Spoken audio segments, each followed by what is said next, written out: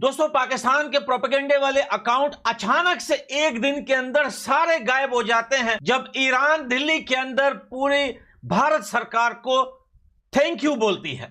आखिर में भारत को थैंक यू ईरान क्यों बोलता है? और वो प्रोपेगेंडे वाले अकाउंट जो इतनी मेहनत से पाकिस्तानियों ने बनाए थे प्रोपेगेंडे के लिए, वो रात ही रात गायब हो जाते हैं, उनके नेम हैंडल चेंज हो जाते हैं। अब नेक्स्ट प्रोपेगेंडे के लिए वो रेडी है कि भैया आगे जाकर कौन सा देश भिड़ेगा हिंदुस्तान से कि वो उसी देश के नाम और फ्लैग के साथ अकाउंट का नेम चेंज कर दे और फिर उसी के खिलाफ प्रोपेगेंडा स्टार्ट कर दे। दोस्तों, आज बात करते हैं, आपने देखा कि जब इजराइल और ईरान की जो है फाइट चल रही थी तो पाकिस्तान से काफी ज्यादा बड़ी तादाद में जो है फेक अकाउंट्स बन गए थे, जिसमें बहुत हद तक बहुत सारे प्रोपेगेंडे किए जाए। ईरान की अगर एजेंसियां कहती है जी इंडिया का शुक्रिया, ठीक है, क्योंकि अगर इंडिया अगर उनका साथ देती तो इसराइल का खुल के साथ देती तो वो हमें प्रेशराइज करती, ठीक है, हमें तंग करती, हम पे वो हमारा जो हमसे लड़ती, लेकिन वो खामोश रही। इसके लिए हो सकता है उन्होंने शुक्रिया अदा किया। आपके ख्याल से इंडिया ने सपोर्ट किया है, और अगर ईरान ने शुक्रिया अदा किया क्यों? मतलब क्या अगर इंडिया में ज्यादातर भारतीय भी हैं तो मुस्लिम कम्युनिटी भी है वहाँ पे बहुत ज्यादा, अच्छा, जिसकी वजह से उन्होंने मुस्लिम कम्युनिटी ने ईरान को सपोर्ट किया है और इस वजह से ईरान ने सबका शुक्रिया अदा किया। अमेरिका से बड़ा इंडिया नहीं है। अच्छा, अमेरिका अगर माफी मांग रहा है, इंडिया क्यों कह रहा है? उसको पता है कि ये मेरे पे ना आ जाए बात। अमेरिका कौन होता है रोकने वाला? अमेरिका कहा जाता है जी सुपर पावर है। वो कोई सुपर पावर नहीं है, मुसलमान सुपर पावर है पास इस दुनिया। अच्छा, इंडिया तो इसराइल के साथ नहीं था, जो खबरें थी इसराइल के साथ तो है। फिर ईरान ने कैसे उसको शुक्रिया? ये फेक खबरें हैं सब। इसराइल का इतना दिमाग खराब था कि इसराइल अपने आप को यानी कि जमीन का वो खुदा समझता था। भाईजान ये बात जा रहे थे, लेकिन लास्ट में सीज फायर होने के बाद इजराइल और ईरान जो है वो भारत को थैंक यू कहता है। लेकिन दोस्तों, अगर आपको याद हो, कुछ दिन पहले मैंने एक वीडियो बनाकर आपसे कहा था कि भारत को जो है पूरी दुनिया से रिलेशन बनाने चाहिए। पाकिस्तान देखिए कोशिश तो कर रहा है, लेकिन कोशिश करने के भी बहुत जो है वो रास्ते होते हैं कि आप कौन से रास्ते से कोशिश कर रहे हैं। मीडिया के रास्ते से आप नहीं कर सकते कि मीडिया पे आपने फेक अकाउंट बना दिया, आप प्रोपेगेंडा कर रहे हैं, आप हिंदुस्तान को जो है उसको बुरा भला बोल रहे हैं ईरान के नाम से और ईरान का साथ दे रहे हैं, तो आपको लगता है कि ईरान बोलेगा कि यार पाकिस्तान काफी ज्यादा अच्छा काम कर रहा है। ऐसा कुछ भी नहीं है। भारत ने देखें, इजराइल को सपोर्ट करते करते भारत ने गजा में भी, फलस्तीन में भी कई बार एड्स भेजे हैं, और भारत सरकार को यह काम और भी तेज करना चाहिए कि पूरी दुनिया के उन देशों के साथ रिलेशन अच्छे करने चाहिए जो स्पेशली इसके आसपास पड़े हुए हैं या फिर दूर दराज पड़े हुए हैं। आपने यूएसए और अंग्रेजों का आपने रवैया देखा होगा कि वो किस टाइप के लोग हैं। वो किसी भी सिचुएशन में भारत का साथ नहीं देते और कभी भी भारत का साथ नहीं देंगे। और हारा नहीं है, जीता हमेशा। काफिर मुसलमान का दोस्त नहीं हो सकता। अच्छा, बात तो ये चाइना क्या है? जी, ये चाइना मुसलमान रहते हैं, चाइना में मुसलमान रहते हैं। ईरान का जो मकसद था ना जी एटमी ताकत बनने का, जी वो बन जाएगा। अभी बहुत आसानी से बन जाएगा। और अपनी मर्जी से दूसरे कंट्रीज को ऑयल दे पाएगा, खास तौर पे पाकिस्तान को या किसी को? हमें तो वो उसने कोई 10 साल से कह रहा है कि मुझसे ऑयल भी लो, तेल भी लो। पूरे बलोचिस्तान में ईरानी तेल चलता है, ऐसा ही है। 120 रुपए लीटर चलता है। कितने रुपए? 100। जय हिंद, नमस्कार दोस्तों। तो दोस्तों, सीज फायर चालू हो गया है दोस्तों। सीज फायर कर दिया है ईरान और इजराइल ने। और दोस्तों, ईरान ने बहुत ही ज़्यादा थैंक्सफुल कहा है भारत को, क्योंकि दोस्तों भारत ने इजराइल और ईरान के वॉर में दोस्तों न्यूट्रल रह के दोनों का साथ दिया है।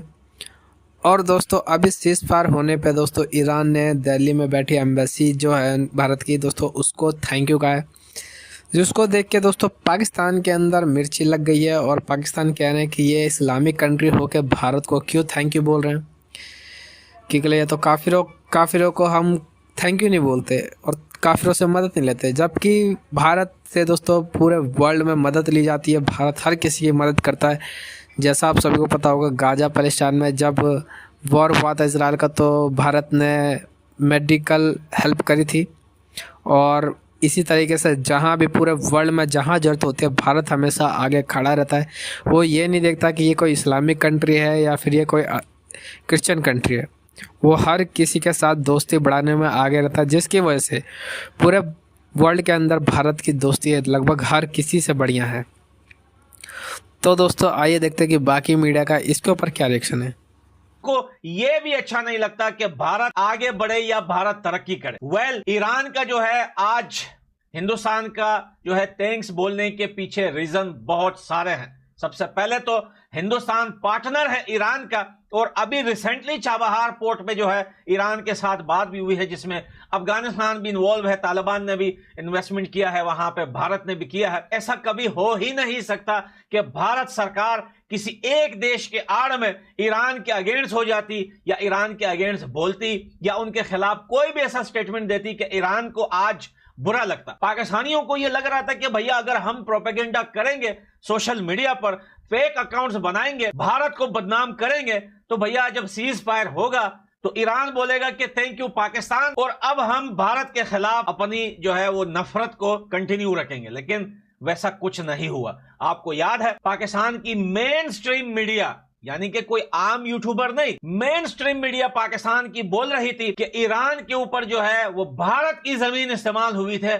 हमला करने के लिए। कितना बड़ा झूठ है, कितने बेशरम लोग हैं, इनको शर्म भी नहीं आती। दिन दहाड़े खुले आम झूठ बोलती हुई पाकिस्तान की मीडिया। आप यकीन करें कि दुनिया के जितने भी लोग हैं, कोई भी कंट्री हो, चाहे पाकिस्तान का अपना अच्छे से अच्छा दोस्त कंट्री भी हो, लेकिन पाकिस्तान की मीडिया का कभी जो है वो भरोसा नहीं करते। तो रीजन भी यही है कि पाकिस्तान के मीडिया, मेन स्ट्रीम मीडिया के अगर आप व्यूज देखेंगे, या अभी से नहीं, ये बहुत पहले से भैया 1000, 800, 600, 900 को पाकिस्तान में कोई बड़ा कांड हो जाता है, कोई पीएम प्रेसिडेंट मर जाता है या लटका देते हैं ये लोग। ईरान के साथ सबसे पहले पाकिस्तान था, उसके बाद चाइना था जो ईरान को सपोर्ट कर रहा था।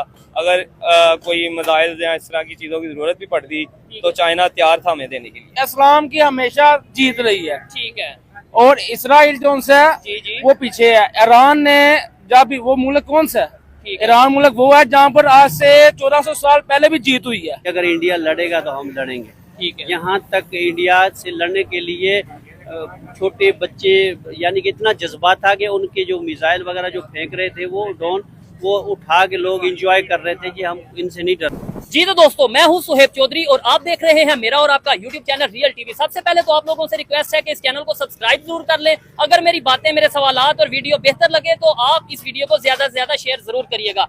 बहुत बड़ी खबर और बहुत हैरान करने वाली खबर आई है कि ईरान ने इंडिया का शुक्रिया अदा किया है जंग में साथ देने का, जबकि पाकिस्तान में तो ये खबर शुरू से चलती आ रही थी कि इंडिया इसराइल के साथ खड़ा है ईरान इसराइल की जंग में।